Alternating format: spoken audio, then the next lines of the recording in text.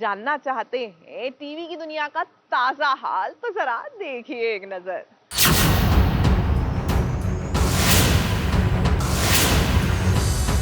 एक मिनट, कौन है आप लोग?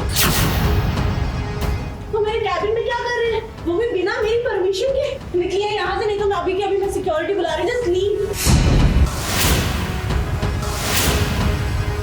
हमें आपके ऑफिस से जांच करनी है।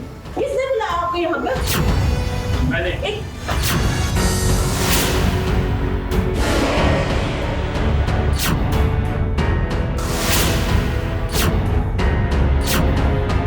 एक सेकंड मुझे मेरा फोन नहीं आ रहा, ये क्या है? नहीं है। अब करप्शन रोकने वाले पर ही करप्शन का इल्जाम लग जाए तो क्या होता है? भाई वही होता है जो हाल आज काशवी का नजर आ रहा है। काशवी पर आज एक नई मुसीबत का पहाड़ टूट गया है, क्योंकि उसके कैबिन में आज रेड पड़ चुकी है, जिसके बाद काशवी का गुस्सा 7वें आसमान पर है। और देखिए ना कैसे वो अपने गुस्से की भड़ास आदित्य पर निकाल रही है। एंटी करप्शन ब्यूरो, तो मेरे ऑफिस में मेरी ऑफिस की छानबीन की जा रही है और तुमने मुझे इन्फॉर्म करके एक बार बताया भी नहीं। आगे मेरी सारी फाइल्स, मेरा लैपटॉप, सब कुछ चेक किया जा रहा है। You couldn't inform me.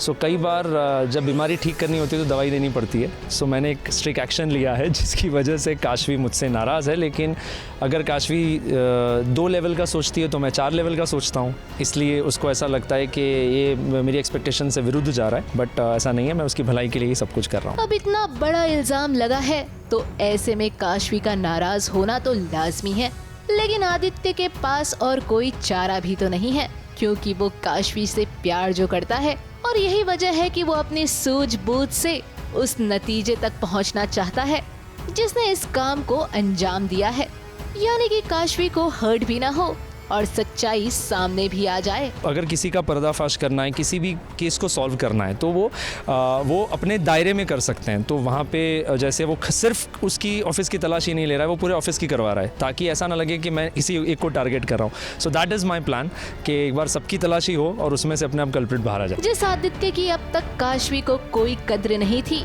अब उसकी कीमत काशवी को समझ आएगी। और ऐसा हम नहीं कह रहे जनाब, बल्कि खुद आदित्य का कहना है।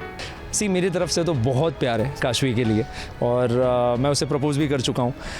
काशवी के दिल में अब धीरे धीरे प्यार जागेगा, और अब वो जौहरी को उस हीरे की कद्र होगी कि जिसको अभी तक वो इग्नोर कर रही थी।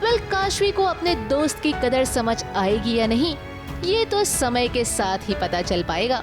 लेकिन अभी सबसे बड़ा सवाल ये है कि आखिर महिमा के इस चाल से काशवी को कौन बचाएगा। ये प्लानिंग मेरा ही था कि काशवी पकड़ी जाए और उसकी बदनामी हो जाए, उसकी बेइज्जती हो जाए। तो मैं चाहती थी कि काशवी फंस जाए और उसकी जॉब खतरे में आ जाए और वो यहाँ से निकल जाए। तो इसलिए मैंने उसके पास पैसे एज अ गिफ्ट भिजवाए हैं, सो दैट वो रिलेट कर सके जो भी अभी ऑफिसर्स आए हैं उसका इन्वेस्टिगेशन करने के लिए। खैर जो भी होगा वो वाकई में देखना इंटरेस्टिंग होगा। मुंबई से सोनू शुक्ला के साथ एबीपी न्यूज रिपोर्ट।